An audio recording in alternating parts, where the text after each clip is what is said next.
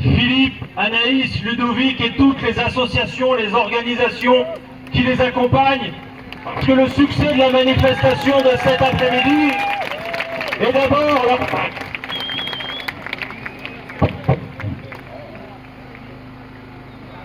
Nous sommes ici rassemblés, rappelés à ce que nous avons de commun par-delà toutes nos différences, notre commune humanité et les revendications qui sont tenues depuis ces 36 jours de grève de la faim, d'ailleurs, ne s'occupent pas de la politique qu'il y aurait lieu de mener, de la géopolitique, des causes des mouvements de population et de tous ces sujets que nous devons aborder.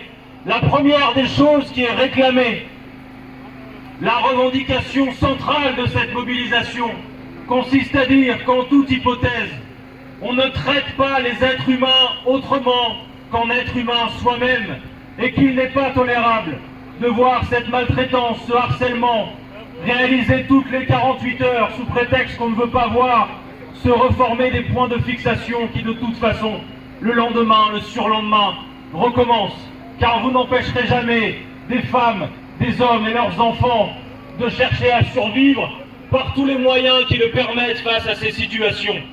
Alors la situation à Calais, elle est inacceptable, non seulement d'abord pour les femmes, les hommes et les enfants exilés qui vivent ces situations, elle l'est bien sûr aussi, nous le savons, pour les habitants de la région. Et la première des choses que nous devons dire, c'est que quand on voit le nombre de personnes qui tentent cette traversée désespérée, il y a maintenant besoin de taper du poing sur la table, car des engagements avaient été pris qui n'ont pas été tenus, notamment par les Britanniques. Il nous faut une voie de migration légale vers le Royaume-Uni et que cessent ces accords de Touquet qui sont de mauvais accords que nous devons renégocier. Oh! Et nous voulons dire depuis cette manifestation à Calais aujourd'hui, aux autorités et à ceux qui nous gouvernent, que ce n'est pas parce que les extrémistes de droite et les nationalistes, toutes nuances confondues, tambourinent à longueur d'antenne pour mettre ce point sur ces sujets, que nous devons renoncer à traiter la question de l'immigration avec humanité et raison.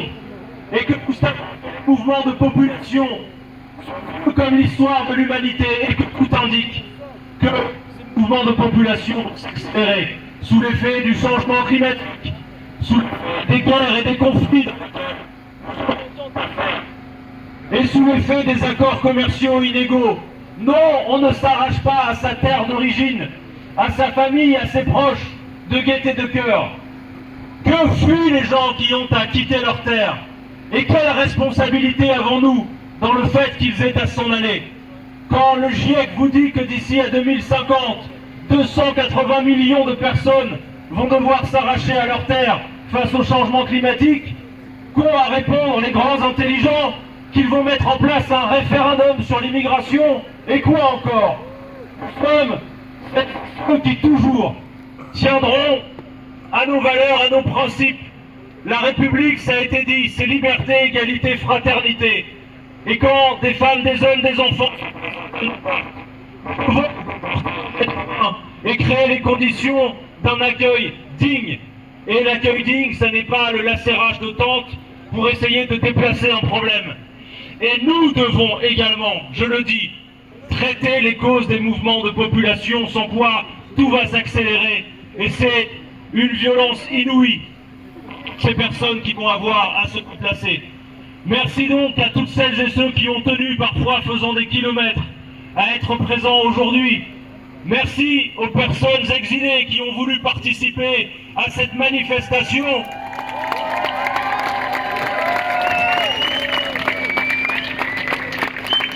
Et merci d'abord et avant tout à Ludovic, Anaïs et Philippe.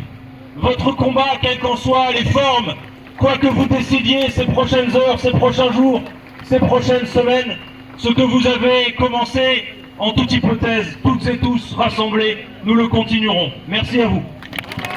Bravo!